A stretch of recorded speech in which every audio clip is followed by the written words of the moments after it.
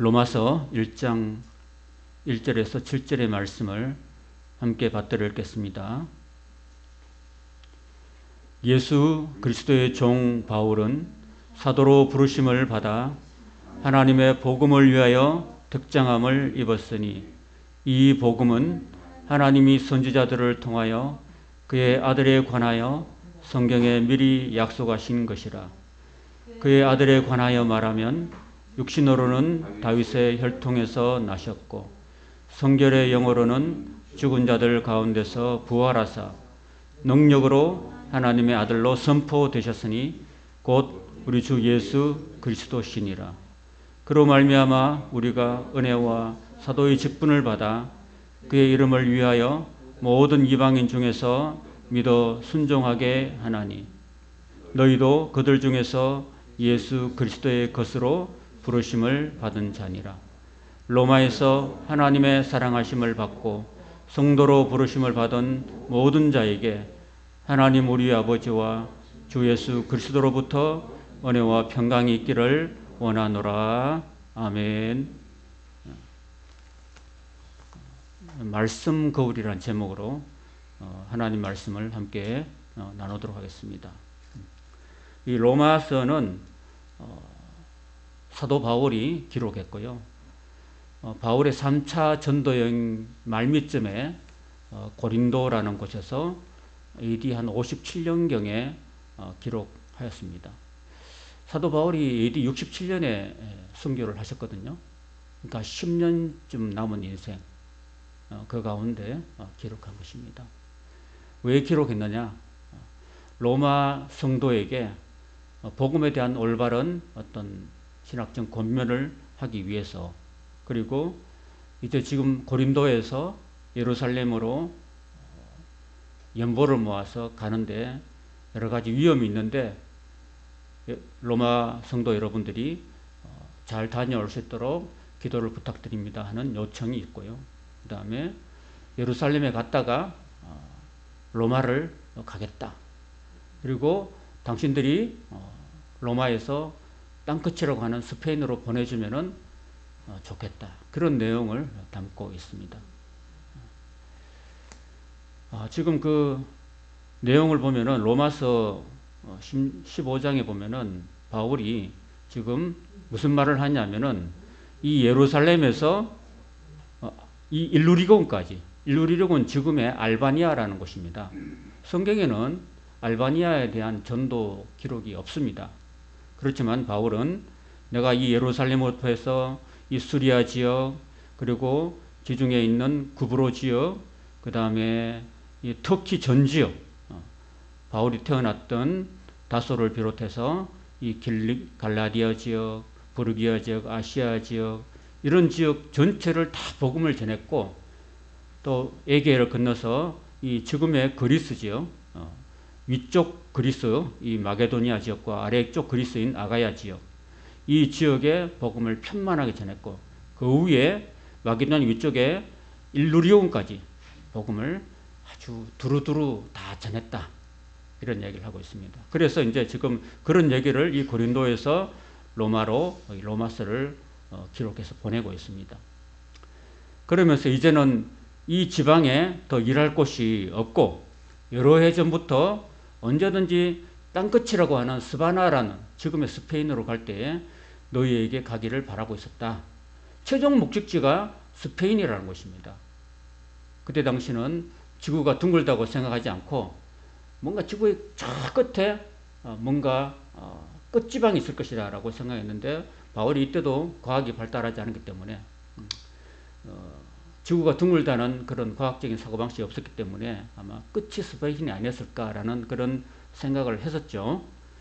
그래서 스페인으로 가기를 바라면서 중간에 지나가는 길에 너희를 보고, 로마 성도를 보고 너희와 사귐으로 얼마간 기쁨을 가진 후에 너희가 그리로 보내주면은 내가 가겠다라는 그런 계획을 이야기하고 있는 것입니다.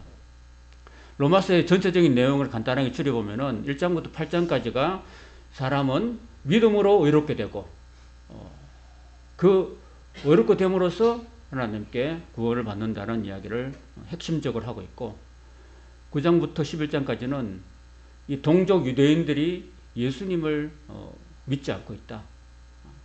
모세는 믿는데 하나님의 아들 예수님을 인정하지 않고 있다. 참 가슴이 아프다.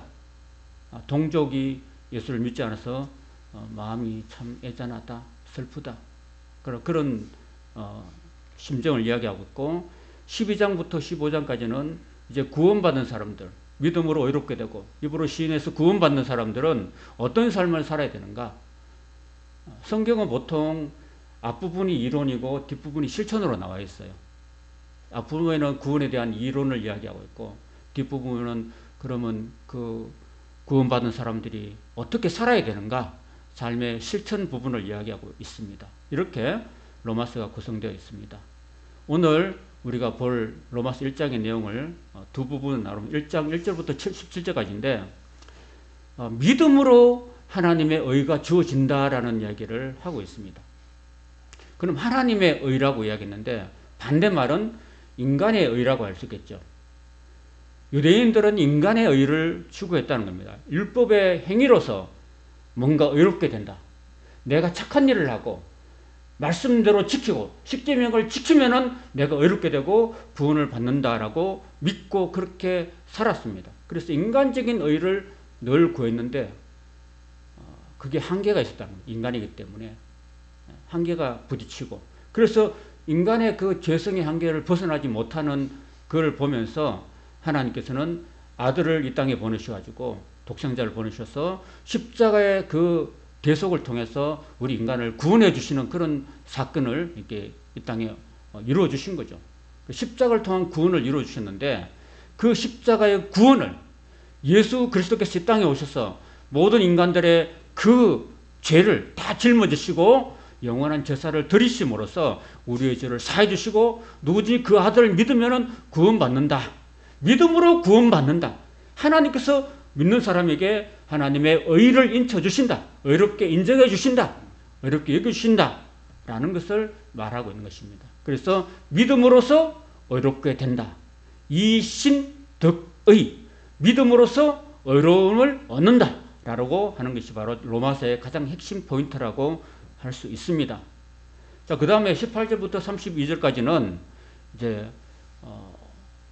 인간의 타락한 모습, 그 믿음으로 구원을 받아야 될 인간, 그 타락한 인간의 실상에 대해서 아주 적나라하게 바울이 이야기하고 있는 것입니다. 그래서 오늘 제목이 말씀 거울이라고 제가 이렇게 여러분들에게 말씀을 드렸는데, 그러면 성경에 보면은 왜 거울이냐? 거울이란 말을 사도 바울이 했어요. 고린도전서 10장 11절에 보면은 이런 개정판에는 거울이 아니고 본복이라고 되어 있는데, 제가 쓰고 저는 성경을 여러 개 있는데 우리 개혁 개정판 전에 이 개혁 한글판 있습니다. 이게 궁중언어로 된 우리 옛날에 수십 년 동안 써왔던 이 한글판에는 본보기가 아니고 거울로 되어 있어요, 여러분. 그래서 이런 말하고 있습니다. 저희에게 당한 이런 일이 거울이 되고, 이스라엘 백성들이 당했던, 광야에서 당했던 그런 일들이 우리에게 거울이 된다는 거예요. 그리고 또한 말세를 만난 우리의 경계로 기록하였다고 말씀하고 있습니다. 여러분, 거울은 누구를 보는 겁니까? 자신을 보는 거죠. 내가 여러분을 보면 거울이 필요해요, 안 필요해요? 안 필요하죠. 안 필요하죠. 그렇죠. 내가 나를 못 보잖아요. 그죠? 내가 내 얼굴을 못 보죠. 그럼 내가 내 모습을 못 보니까 내 모습을 볼 수 있는 거는 거울밖에 없죠. 맞죠? 여러분 세수할 때 얼굴에 뭐 묻은 거 있으면 닦아내잖아요. 그죠? 거울 보고 닦아내잖아요. 그러니까 이 하나님의 말씀이 거울이란 거예요. 그럼 하나님 말씀은 누구를 보는 거예요?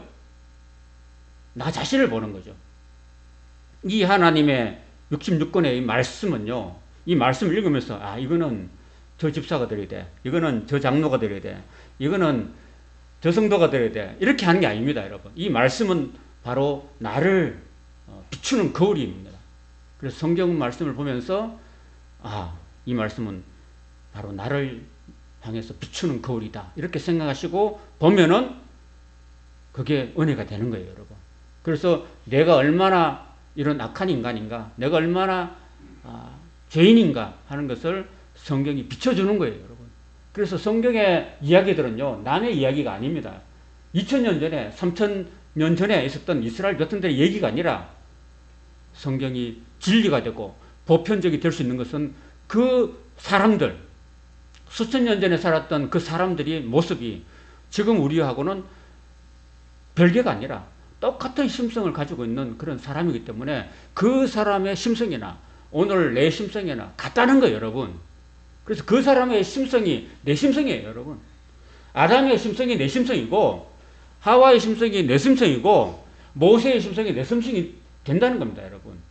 그래서 사도 바울이 이 하나님의 의를 얻기 위해서 먼저 자신이 얼마나 타락한 존재인가, 인간 자신이 얼마나 악독한 존재인가라는 것을 먼저 거울로 잘 봐야 된다는 거예요, 여러분. 그런 의미에서 제일 먼저 이렇게 인간의 타락한 모습에 대해서 18절부터 32절까지 열거하고 있는 것입니다. 그래서 이 열거가 그때 그 사람이 아니라 바로 나한테 비춰주는 말씀이다라고 여기고 그 말씀을 나에게 주시는 말씀으로 받아주시기를 바랍니다. 보면은 18절부터 여러 가지가 기록되는데 일단은 사람들의 모습, 하나님의 진노를 받을 죄인들의 모습이 어떤 모습이냐면은 하나님을 알되 하나님을 영화롭게도 하지 않고 감사하지도 않는다라고 이야기하고 있는 것입니다, 여러분. 하나님을 알만한 것이 하나님의 그 신성이, 하나님의 영원한 능력이 하나님이 지으신 만물에 다 나타나 있는 거예요, 여러분. 자, 보세요. 쉽게 설명하자면은 이 노트북 있잖아요. 이 노트북이 원숭이가 만들 수 있어요, 없어요? 여러분, 돼지가, 소가, 가축들이 이걸 만들 수 있어요, 없어요? 그럴 만한 능력이나 그런 것이 안 되죠. 근데 인간은 되죠. 그죠? 과학이 발달하고 인간의 지혜가 있어가지고 만들어낼 수 있잖아요.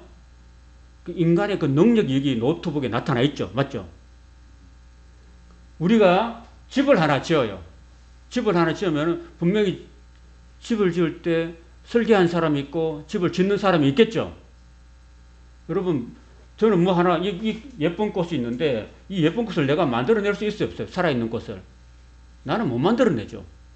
이렇게 종이로 만들려고 해도 만들기 힘들어요, 솔직히. 어떻게 이렇게 예쁜 꽃이나 또 만들어도 향기를 낼 수 있어요? 향기 못 내죠. 색깔? 못 내죠. 그죠? 물론 뭐 하겠지만 이런 걸 만드신 뭔가 설계자가 있고 제작자가 있고 만드는 사람이 있는 거예요.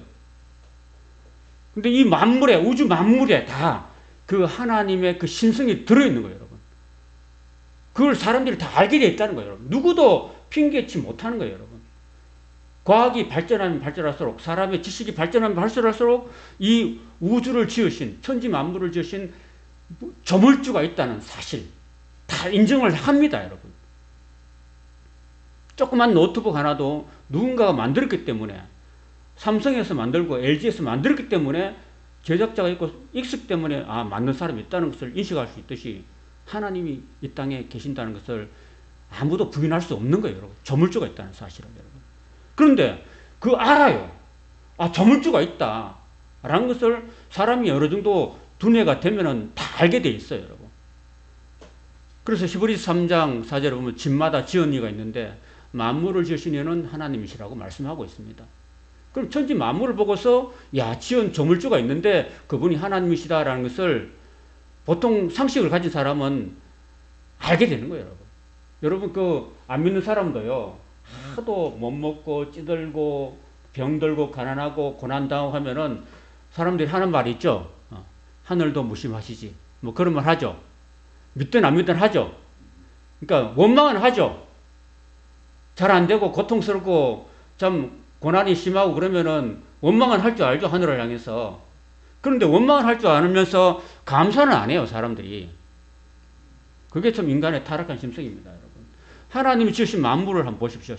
제가 세상에서 가장 아름다운 자연경관 베스트 10을 인터넷에서 찾아봤는데 이렇게 남극이 참 멋있죠, 공해가 없고 이런 남극을 보면은 이 남극에 이것을 지으신 분이 계시다는 사실을 알게 되고요.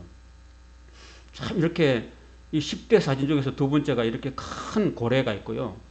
고래 옆에 유영을 하는 또 사람이 또 있고요. 이런 모습들이 참 아름다운 경관이라는 거예요. 그 사바나에 가면 이렇게 넓은 평지에 얼룩말들이 뛰어놀고 있는 이런 모습들을 보면서 얼룩말은 누가 지었을까요, 여러분? 누가 얼룩말을 만들어냈을까요? 이 넓은 광활한 천지를 누가 만들었을까요, 여러분? 또 이런 사막 같은 이 지역을 누가 만들었을까요? 이런 참 험산 줄령을 누가 만들었을까요? 이런 바다, 참 이렇게 멋지게 생긴 이런 모래, 이런 것들을 누가 만들었을까? 이 아름다운 숲을 누가 만들었을까? 이 아름다운 바다를 누가 만들었을까?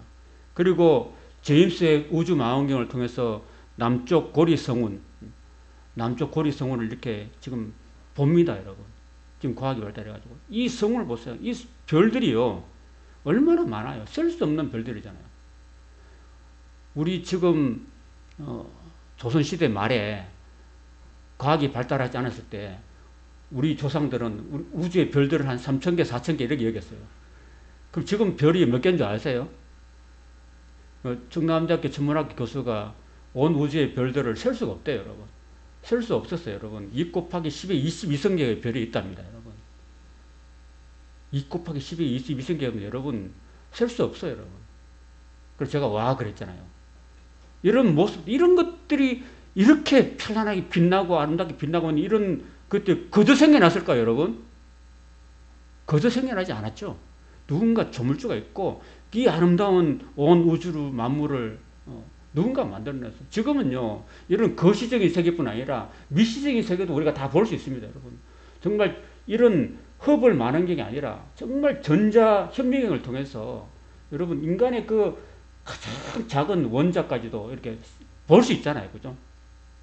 인간의 세포가 한 60조 개가 있다고 합니다. 60조 개로 구성되어 있는데 그 한 개의 세포가요, 뉴욕시만큼 복잡하다고 합니다. 그 핵과 세포질과 또 세포질 구성하는 미토콘드리아라는 그런 구성 자체가요, 얼마나 인체가 정말로 복잡다단하게 구성되어있는지 모릅니다, 이거를. 이걸 구성한 사람이 존재가 있다는 거예요. 하나님이죠, 하나님. 이제는 미국의 빌 클린턴 대통령이 그때 당시에 게노մ 프로젝트를 만들었어요. 그래서 인간의 유전자 조직을 발견했어요. 인간의 유전자 조직을 발견해가지고 이 유전자가 인간의 몸을 구성하고 있다, 다 이루고 있다, 이런 것을 다 발견한 그런 상태입니다. 지금 굉장히 과학이 발달해서 이 미시적인 세계까지도 양성자, 전자, 원자 이런 것까지 다 이렇게 개발해가지고 과학이 이제는 양성자, 전자 이런 것들을 다 보고 있는 것입니다, 여러분. 이거는 우주에서 본 대한민국과 일본입니다. 이게 밝은 바다를 비추는 이거는요, 달빛에 비춰서 비친 거고요. 여기 이제 땅에서 비춰지는 붉은 뜨는 딱 이거 야경들이죠. 밤에 환하게 났고, 우리는 이 제주도도 여기 빛이 비치고 있죠. 그리고 여기 제일 밝은 데가 서울이죠. 여기 서울 경기. 그죠? 겨울 경기 인천은 제일 밝죠, 여기가. 저 북한 쪽으로 하면 컴컴하죠, 여기가. 북한에는 이 전력이 달려가지고 여기 뭐 밤에는 다 일찍 불을 끄고 잔다고 합니다. 자, 이렇게 아름다운 이 지구, 이 둥그스름하죠, 그죠? 이 지구를 보면서 야, 참 아름답구나. 이런 걸 보면서 이 땅을 지으신 하나님을 우리가 찬양하게 됩니다. 그리고 아침에 이렇게 오메가형으로 떠오르는 태양을 보면서 우리가 감탄하고, 그죠? 안 믿는 사람도요, 여기 사라봉 별도봉에 가면은 이 아침에 7시에 6시에 해가 뜨면 올라가서 막 빌고 있어요, 여러분. 해를 향해서 막 빌고 있어요. 하나님 모르니까 해를 향해서 빌고 있는데, 이 해를 만드신 분이, 태양을 만드신 하나님이잖아요, 그죠? 이 태양이 얼마나 여러분 우리를 생명을 줍니까? 온 나무가 다 자랄 수 있도록 해주고, 또 온 땅에 이렇게 따뜻함을 주어가지고 생명이 살아가게 만들고, 또 태양이 전부 다 이 물을 정발시켜가지고 구름을 만들고, 구름이 또 비를 내리게 만들고, 그 비를 통해서 온 만물이 다 자라고, 그렇게 하는 거 아니겠어요, 여러분?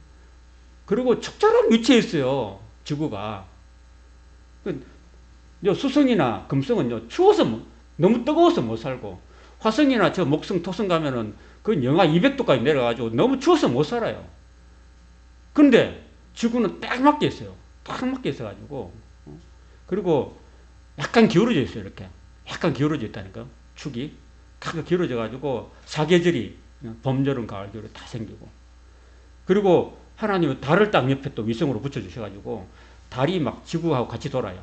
같이 돌면서 달도 인력이 있으니까 여러분 바닷물을 땡겼다가 밀었다가 땡겼다가 밀었다 하면서요 갯벌을 만들어가지고요 바닷물을 움직여가지고 바닷물 청소를 해줘요. 여러분 바닷물이 한번 들었다 나왔다 하면서 이게 그래서 또 산소가 공급되고 또 거기 또 갯벌에 또 다양한 생물 종이 살고 또 사람들이 거기서 또 일을 하면서 또 갯벌에서 일을 하고 먹고 살고 그렇게 한 겁니다, 여러분. 그래서 이런 자기장이 생겨가지고 태양풍을 차단하고 우주선을 차단하는 그런 역할도 하나님이 다 이렇게 만들어 놓으신 거예요, 여러분. 자, 그래서 오늘 로마서 1장 20절에 보면 창세로부터 그의 보이지 아니하는 것들 곧 그의 영원하신 능력과 신성이 그가 만드신 만물에 분명히 보여 알려졌나니 그러므로 그들이 핑계하지 못한다. 하나님이 있다. 조물주가 있다는 것을 아무도 핑계하지 못해요. 이걸 자연계시라고 합니다. 자연계시. 이런 걸 통해서 다 되는 거예요. 그러면 그런 하나님이 있다고 여긴다면 당연히 하나님께 예비하고 하나님을 경배하고 하나님을 찬송하고 하나님께 감사해야 마땅하죠. 그죠? 그리고 하나님 우리 인간에게 놀라운 지혜를 주셔가지고 우리가 놀라운 일을 행하게 되고 놀라운 능력을 발휘하게 되고 놀라운 예능을 발휘하게 되잖아요. 그래서 믿는 크리스찬들이 다 이렇게 연기 대상을 따고 연예 대상을 타가지고 하나님께 영광을 돌리고 있잖아요. 그죠? 우리나라 연예인들 중에서 참 감사해요. 연말이 되면 나와가지고 대상을 타든지 최우수상을 타든지 그러면은 딱 이상하게 한결같이 영광을 하나님께 드립니다. 이러고 있어요. 얼마나 감사해요. 그죠? 우리나라에 복음이 들어와서. 그런데 인간은 성경을 다 잡으면 다 우상, 어리석은 우상을 만들어가지고 이렇게 우상을 향해서 하나님의 영광을 우상에 갖다 바치는 이런 어리석은 일을 행하고 있다고 사도 바울은 말하고 있는 것입니다. 이런 것들은 또 하나님께서 인간을 정욕대로 더러움에 내어보사 저희 몸을 욕되게 하셨으니 저희가 하나님의 진리를 거짓 것으로 바꾸어서 피조물을 저물주보다 더 경배하고 섬겼다. 그를 인하여서 하나님께서 저희를 부끄러운 욕심에 내어버려 두셨으니까 여자들도 순리대로 쓸 것을 영리로 바꿨습니다. 하나님이 최초에 아담을 만드시고 또 아담의 갈비뼈를 꺼내어서 하와를 만들어가지고 남자와 여자를 만들어가지고 이 가정을 만들어주신 거예요. 이게 하나님의 창조 질서인데 이제 인간이 이 하나님의 창조 질서에 역행하는 그런 삶을 사는 거예요. 그래서 여자가 여자랑 더불어서 이렇게 이런 행동을 하고 남자가 남자와 더불어서 이렇게 행동을 하는 겁니다. 그래서 저희의 그것 때문에 상당한 보험을 받았다고 이렇게 말하고 있는 것입니다. 지금 미국의 뭐 어떤 지역에서는 동성연애를 합법화하고 또 우리 한국에서도 뭐 작년에도 재작년에도 코로나 이전에도 늘 이런 성문화 이 동성연애를 합법화시키자고 막 이렇게 많이 이렇게 하고 그랬죠, 그죠? 근데 사실은 성경적으로 말하자면은 이 동성연애는 하나님께서 기뻐하지 않습니다. 그리고 레위기나 민수기나 신명기에 보면은 동성연애하는 사람들을 하나님이 금하셨어요. 그거는 옳지 않다. 옳지 않다고 하나님께서 말씀하심에도 불구하고 인간들은 이렇게 하나님을 역행하는 창조주를 역행하는 이런 행동을 하고 있는 것입니다. 그리고 28절에 보면 저희가 또 하나님의 마음에 하나님 두기를 싫어했다 그랬습니다. 하나님이 인간을 만드실 때 하나님의 형상과 모형대로 만드셨거든요.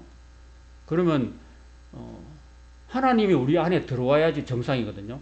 하나님 우리 마음 중심에 두고 살아야지 정상인데 사람들은 마음에 하나님 두기를 싫어하고 있다고 합니다. 하나님이 빛인데 우리 마음에 하나님이 없으면 어둠밖에 안 되겠죠. 그죠? 그리고 세상 일에 더 관심을 기울이고 그럴 수밖에 없는 거예요. 예수님께서 제자들이 주님 마지막 때에 어떤 일이 있겠습니까? 라고 이야기할 때 그 마태복음 24장에서 이렇게 말씀합니다. 노아의 때와 같이 마지막 인자의 임함도 그러하리라. 홍수전에 노아가 방주에 들어간 날까지 사람들이 하나님께는 관심이 없고 하나님을 마음에 두기 싫어하고 그저 먹고 마시고 장가들고 시집가고 사고 팔고 그래서 노아가 그 방주를 만들면서 여러분 하나님께서 여러분을 심판하실 것입니다. 하나님께서 여러분을 물로 심판하실 것입니다. 그래서 저희가 배를 만들고 있습니다. 방주를 만들고 있습니다. 이제 여러분 세상에서 먹고 마시는 일에 그만 관심을 기울이시고 하나님의 심판에 대비하십시오라고 그렇게 외치고 또 외쳤건만 사람들은 관심이 없었습니다. 하나님께는 관심이 없었습니다. 그래서 하나님께서 지구에 이 홍수를 일으키고 지구를 물로 다 멸하기까지 하셨던 거죠. 그런데 다 멸하기까지도 그들이 깨닫지 못했다는 겁니다. 하나님을 알지 못하고 깨닫지 못했고. 마지막 때도 마찬가지라는 겁니다, 여러분. 마지막 이 땅의 종말이 올 때까지 사람들은 먹고 마시고 시집가고 장가가고 사고 팔고 그저 세상 일에 온통 관심을 기울이고 마치 집을 나간 탕자가 아버지 재산을 다 들고 나와가지고 그저 부어라 마셔라 취하고 놀고 그냥 이렇게 향락을 위한 삶에 다 이렇게 돈을 다 낭비하고 말았던 거죠, 여러분. 그게 바로 인간의 모습이라는 거예요, 여러분. 성경에 나오는 탕자가 그 탕자가 아니라 나라는 거예요, 나. 우리 인간이 그런 모습이라는 거예요, 여러분. 그리고 세상에는 너무나 불의와 부정과 불법이 횡행하고 있습니다, 여러분. 여러분, 법에도요, 법이 완전합니까? 완전하지 않습니까?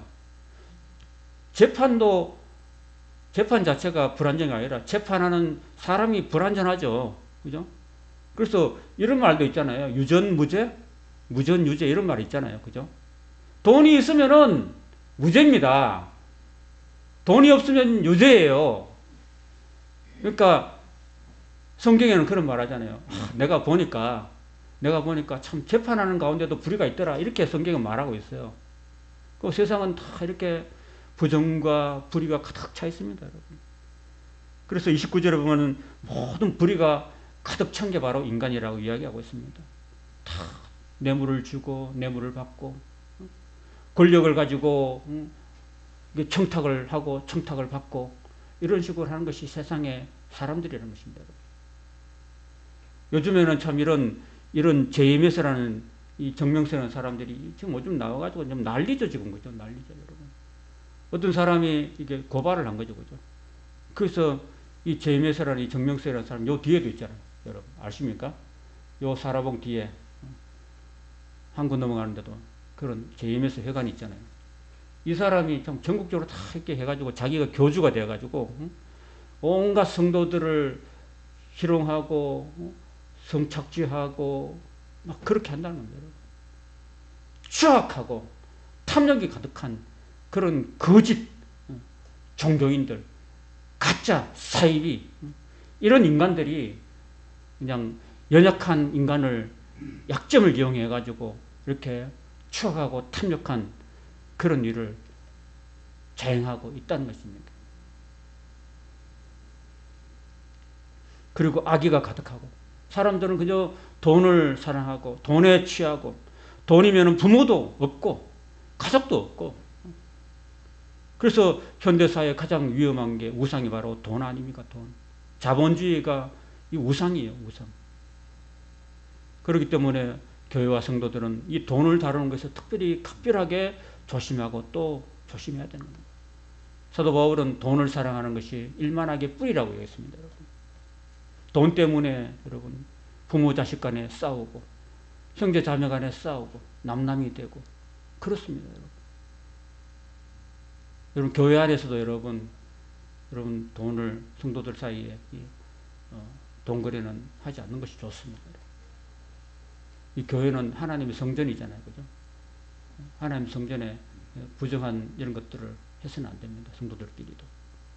그럼 주의하시기 바랍니다. 그리고 그 하나님이 내버려둔 그런 하나님 마음을 두기 싫어하는 상실한 마음을 가진 사람들은 그저 권력욕을 가지고 시기가 가득합니다. 사울 왕이 자기 아들 요나단보다 다윗이 더 똑똑하니까, 다윗이 더 인기가 많으니까 다윗을 죽이려고 시기하고 있습니다. 보기만 보면 창을 던지고, 보기만 보면 잡아 죽이려고 막 죽을 때까지 쫓아다니는 그런 모습을 보게 됩니다. 사울의 마음에 하나님의 성령이 떠나버리니까, 여러분, 어둠의 영이 임하니까 이렇게 된다는 거예요. 여러분. 마음에 하나님이 없으니까. 그리고 가인을 보십시오. 가인이 그 동생 아벨을 돌로 쳐서 죽여버리잖아요. 마음에 시기가 가득하니까. 살인하잖아요. 미움이 가득하니까 죽이잖아요. 이게 하나님이 없는 사람의 모습이에요. 마음에. 그리고 분쟁이 가득합니다. 지금 온 땅에 지금 분쟁이, 중동에, 그죠? 이스라엘과 팔레스타인 피해로 지금도 분쟁이 2000년째 지금 이어가고 있습니다, 여러분. 러시아와 우크라이나 전쟁이 지금도 그 욕심 때문에 일어나잖아요, 그죠? 그 욕심 때문에 지금 전쟁이 일어나가지고 지금 얼마나 고통을 많이 받고 있습니까, 여러분? 그죠? 여러분, 지금, 여러분, 가스값 엄청 올랐죠? 가스가 어디서 옵니까, 여러분? 러시아에서 오죠. 러시아에서 가스값이 들어오니까 그 전쟁통이 얼마나 비싸겠습니까, 여러분? 그 도시가스 요금이 얼마나 올랐습니까? 천연가스 값도 오르고. 또 기름값도 여러분 탱크를요, 경유로 움직인다고 합니다. 경유가 여러분 휘발유보다 더 막 200원, 300원 더 높아질 그런 역현상도 생기고. 이런 다 이렇게 인간의 욕심 때문에 일어나는 분쟁, 욕심, 전쟁, 이런 겁니다, 여러분. 요한계시록에 보면요, 그 첫째 인을 탁 떼니까 있잖아요. 첫째 인을 떼니까 붉은 말이 나오는데, 붉은 말이 다다다다다 나오는데, 그 붉은 말이 칼을 들고 있습니다, 칼을. 칼을 들고 있어가지고 막 이기고 또 이기려고 하는 겁니다. 흰말. 그런 걸 보면요, 이 땅에 계속해서 인간들이 욕심을 부리고, 이기려고 하고, 뺏으려고 하고, 그렇기 때문에 계속 싸움과 분쟁은 끝이 없는 거예요, 여러분. 우리 남북이 나뉘어져서 지금 이렇게 70년 동안 이렇게 분쟁하고 있고, 정말 이 땅에는 정말 많은 분쟁들이 지금도 내전이 일어나고 있습니다. 다 욕심 때문에 그런 거예요, 욕심 때문에.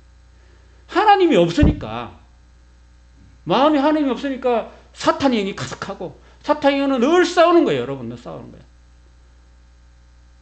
여러분, 우리 마음속에 하나님을 중심에 모셔둘 수 있기를 축원합니다. 하나님은 화평의 영이시죠, 그죠? 우리가 안 싸우려면은 우리 마음속에 하나님이 오셔야 돼요. 내가 죽고 하나님이 살아야 됩니다, 내 안에. 교회만 다닌다고 되는 게 아니라 내 마음에 진심으로 성령을 모시고, 내가 하나님의 전이니까 하나님 전답게 거룩하고 정결하게 살고 욕심 없이 살고 사랑으로 살아야지 이 되는 거죠. 그래야 이 세상의 문제가 해결되는 겁니다, 여러분. 그래서 사기가 가득하고, 여러분.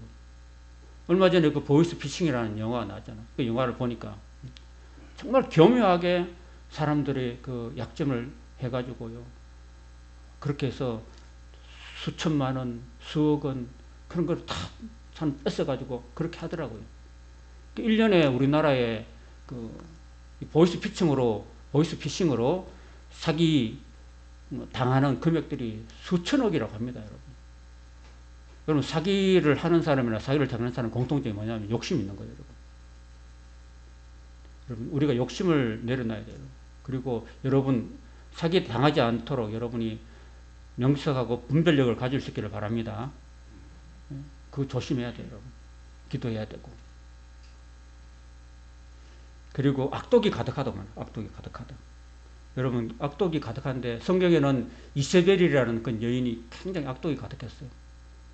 악독이 가득한 대표적인 우리나라 여성을 보면은 명종의 어머니, 중종의 계비였고 명종의 어머니였던 문정왕후라는 사람이 있는데, 이 사람은 100명 이상 자기 마음이 안 들으면 처형시키고 유배를 보내고, 거슬리는 말 하면 사역을 내리고, 말 듣고 하면 신하를 목 잘라서 성 밖에다가 전시하고, 피해 숙청자였습니다. 여러분.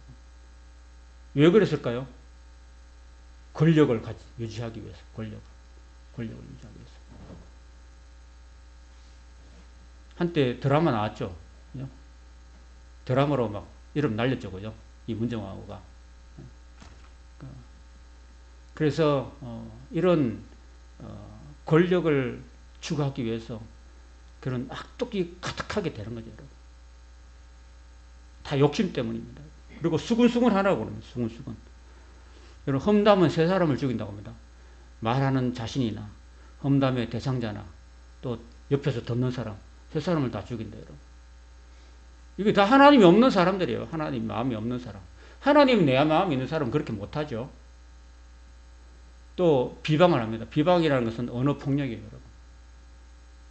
여러분, 사탄이 하나님 앞에서 여호수아를 막 비방해요. 여호수아가 뭔가 잘못이 있었어요. 그래서 스가랴에 보면은 스가랴 3장에 보면 그렇게 나와 있어요. 그래서 사탄이 여호수아를 향해서 막 이렇게 손가락질합니다. 저거 보세요. 저게 대제사장입니까? 그때 그 대제사장 여호수아가 이방 여인을 취했거든요. 그래서 사탄이 참소를 합니다. 자, 저를 보세요. 손을 보세요. 자, 봅니다. 이렇게 합니다. 그러면 손가락을 하면은요, 저 여호수아를 사탄이 비방하는데 한 손가락은 여호수아를 향하고 한 손가락은 위를 향하죠. 하나님을 향하죠. 그럼 나머지 세 손가락은 너는 그러고 있죠. 그죠? 맞죠? 그 비방하는 사람, 너는 어떤 인간이냐 이렇게 말하고 있는 거예요. 여러분. 그래서 하나님이 없는 사람은 사탄이 되는 거고요. 사탄이 늘 비방합니다. 여러분. 그 내가 다른 사람을 비방할 때 내 안에 사탄이 들어올 수 있는 거예요. 가룟 유다가 왜 사탄이 들어갔을까요? 마음속에. 예수님을 비방한 거죠. 예수님에 대한 기대가 무너진 거죠. 정치적인 메시아를 바랬는데 예수님이 힘없이 십자가에 죽으니까 그냥 예수님에 대해서 실망하고 예수님을 속으로 비방하고 예수님을 팔아버리는 그런 인생이 되어버렸잖아요. 그런 마음을 품으니까 사탄이 그 떡을 받을 때 들어가 버린 거죠. 그래서 예수님께서 안타깝게 저 사람은 너는 차라리 나지 않았으면 좋을 뻔했다. 그런 말씀도 하시거든요. 참 안타깝습니다. 그 하나님의 미워하시는 자라고 그랬습니다. 여러분, 잠언 6장 16절에서 19절에 보면요, 하나님의 미워하시는 것이 있는데 교만한 눈을 미워하시고 거짓된 혀를 미워하시고 피 흘리는 손을 미워하시고 악으로 달려가는 발을 미워하시고 악을 꾀하는 마음을 하나님이 미워하신다고 그랬어요. 이게 바로 하나님이 없는 인간들이에요. 그리고 능욕한다고 그랬습니다. 능욕한다는 것은요, 남을 난폭하게 대한다는 뜻으로 이야기하고 있습니다. 이게 축구 선수를 보면요, 보니까 심판이 없을 때 상대방 때리고 자기를 막 집중 마크하는 인간을 심판 없을 때 막 좀 패는 이런 선수도 있습니다. 아주 난폭한 행위를 하는 거죠. 그죠? 이게 능욕하는 겁니다. 사람이 마음속에 하나님 모시지 않고 사탄이 가득하면요, 사람이 난폭해져요. 그리고 하나님이 없는 사람은 교만합니다. 나는 하나님 없이도 살 수 있습니다. 제 인생은 제가 알아서 살게요. 하나님 필요 없습니다. 라고 하는 것이 바로 교만인 것입니다. 또 자기 자랑하고. 그죠? 여러분, 바울은요, 우리의 자랑은 십자가뿐이라고 그랬습니다. 바울은 석학 중에 석학이었거든요. 근데 자기가 그동안 배워왔던 모든 세상 지식을 배설물처럼 여긴다고 말했습니다. 예수를 아는 지식이 가장 고상하다고 말하고 있습니다, 여러분. 예수 그리스도의 십자가를 가장 자랑했습니다. 세상에 어떤 석학을 자랑한 것이 아닙니다. 내가 공부 많이 했어. 나는 가방끈 길어. 이런 걸 자랑하는 사람이 아니었습니다. 그걸 다 배설물로 여기고 오직 예수의 십자가를 자랑했던 사람이었습니다. 그게 하나님의 사람이지. 세상 사람은 다 자기 자랑합니다. 돈 많은 거 자랑하죠. 집 좋은 거 자랑하죠. 자식 자랑하죠. 여러분, 여기 가면요, 여기 노인들 만나가지고 하다 보면 다 자기 자식 자랑이야. 다. 우리 아들 이번에 뭐 얼마 했어. 승진했어. 우리 아들 돈 많이 벌었어. 우리 아들 뭐 금메달 땄어. 뭐 땄어. 다 자기 자랑이야. 자기 자식 자랑이야. 그렇게 자랑하고 싶은가 봐요. 내가 이게 여기 아파트 어르신들 만나면 다 자기 자식 자랑이야, 전부 다. 그 자랑보다도 그 자랑도 좋지만은 우리를 구원하신, 우리를 영원한 생명으로 인도하신 예수님의 십자가를 자랑해야 될 줄로 믿습니다. 그리고 악을 도모한 자. 너무 많죠. 그죠? 너무 많아가지고. 열거하기도 힘들어요. 요셉의 형, 대표적으로 유다가 하도 요셉을 막 미워해가지고, 저 아라비아 대상으로, 예굽으로 가는 대상에 팔아버리죠. 그죠? 형이 돼가지고, 다른 형제들 다 선동해가지고, 온 30에 동생을, 11번째 동생을 팔아버리잖아요. 이게 악을 도모한. 유다가 이런 악을 도모했습니다, 여러분. 악을 도모하면 잘 될까요? 안 될까요? 유다가 어떻게 됐을까요? 아버지 마음을 아프게 하고, 동생을 잃게 하고, 그런 유다가 집을 나갔어요. 가출하고. 뭐 저런 사연 스토리가 있잖아요. 그죠? 결코 잘 안 됐어요. 자기 자식이 죽지, 자기 아내가 죽지. 정말 그런 악을 도모한 자는 결코 잘 될 수가 없습니다. 부모를 거역한다고 하십니다. 누가복음에 나오는 탕자기를 보십시오. 아버지, 둘째 아들이 와가지고 아버지 저한테 물려줄 세상을 미리 다 땡겨주십시오. 이게 불효거든요. 여러분, 자식한테, 어린 자식이 늙은 아버지한테 와가지고 미리 다 땡겨달라고 하는 거 불효예요. 아버지가 줘야지 되는 거지. 지가 먼저 와가지고 열심히 공부하고 자기가 자립하려고 노력해야지. 그냥 자립할 생각 전혀 안 하고, 아버지 나한테 딱 주어질 거, 아버지가 부자였거든요. 다 땡겨주십시오. 해가지고 미리 다 갑을 했어요. 그래가지고 그거 가지고 먼 나라로 가버렸어. 그래서 허랑방탕 춤추고 술 마시고, 기생들하고 같이 자고, 하여튼 돈을 흥청망청 썼어요, 여러분. 거지가 될 정도로 다 써버렸습니다. 근데 아버지는 어땠어요? 돈보다도 그 집 나간 그 아들 언제 돌아오는가 싶어가지고 매일 밤마다 나와가지고 동구 밖에 나와가지고 뭐가 어슬렁거리면 아들이 아닌가 이렇게 자식을 기다리는 그 아버지였습니다. 그런 아버지, 자기를 사랑하는 아버지가 있음에도 불구하고 이 아들은, 철없는 아들은 그냥 이렇게 부모를 마음을 아프게 하고 부모 재산을 다 거들내는 그런 불효자였습니다. 탕자는요, 누가 아니라 저예요, 저. 우리라는 거예요, 우리예요. 그리고 우매하다고 그랬습니다. 어떤 부자가 있었는데, 그죠? 물론 성경에 부자들이 많이 나오는데요. 뭐 부자와 나사로도 있고 또 어리석은 부자도 있는데, 그 어리석은 부자가 이렇게 말합니다. 이제는 내 영혼아 기뻐하고 즐거워하자. 좀 창고에는 몇 년 먹을 그런 곡식이 가득 차여 있다. 이제는 뭐 행복만 누리자. 불행 끝 행복만 누리자. 그렇게 했는데 하나님이 말씀하십니다. 어리석고 우매한 자여, 오늘 밤에 내가 너 영혼을 취하면은 네가 가진 많은 재산들이 다 누구 것이 되겠느냐, 이렇게 말씀하십니다. 그리고 우리는, 여러분, 하나님이 없는 사람은 너무 땅에만 매달리고 삽니다. 그러나 하나님을 마음에 품고 사는 사람은 이 땅에 살면은 전도고 죽으면 천당이다. 그런 마음을 가지고 사는 거예요. 우리의 소망은 어디에 있습니까? 영원한 하늘나라에 있는 거 아니겠어요? 그죠? 우리의 소망이 하늘에 있는 거지. 예수님을 마음에 모신 사람은 내가 살아있을 동안에는 한 영혼이라도 더 예수님께 인도하고 죽으면은 하나님 앞에 부끄럼 없이 서는 그런 소망이 있는 거 아니겠어요? 여러분, 땅에 너무 소망을 가지지 마시기 바랍니다. 아무리 소망 가져봐도 별로 얻을 게 없지 않아요. 그죠? 맞죠? 그리고 배약하는 사람, 약속을 안 지키는 사람. 그 카네기라는 사람이 만일 약속을 어긴다면 상대로부터 도둑질을 한 것이라고 했습니다. 돈을 훔친 것이 아니라 인생이라고 하는 은행에서 시간을 훔친 것이라고 이야기하고 있습니다. 여러분, 하나님이 떠난 인생은 약속 같은 거 쉽게 어깁니다. 넬슨 만델라라는 사람이 내가 성공한 것은 어느 약속에서도 반드시 상대보다 15분 먼저 도착한 덕택이다. 이렇게 말하고 있습니다. 그 성공의 그 가장 큰 요인이 약속을 잘 지켰고 약속에 미리 15분 앞서서 나갔다는 겁니다, 여러분. 그것이 넬슨 만델라가 성공한 그 조건이라고 이야기하고 있는 거예요. 하나님이 있겠죠, 마음속에. 마음속에 하나님이 없는 사람은 약속을 쉽게 어깁니다.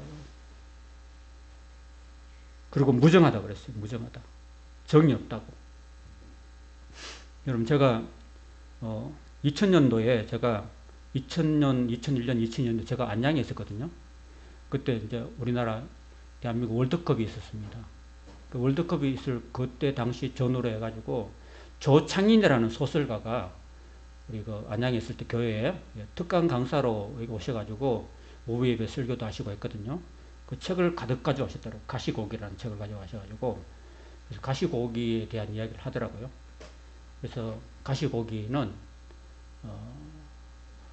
엄마하고 아빠가 있는데 우리 같으면 보통 이제 아빠가 애를 낳고 난 다음에 아빠가 멀리 또 돈 벌러 나가버리고 엄마가 애를 키우잖아요. 우리나라 정서는 그죠? 근데 가시고기는 엄마는 애만 낳아놓고 도망가버린대요. 도망가버린. 그 애가 추운데 살았는지 몰라. 그럼 누가 키워야 돼요? 아빠가 키워야 되는 거야, 아빠가. 그래서 이 아빠가 이 아기를 키우는 거예요.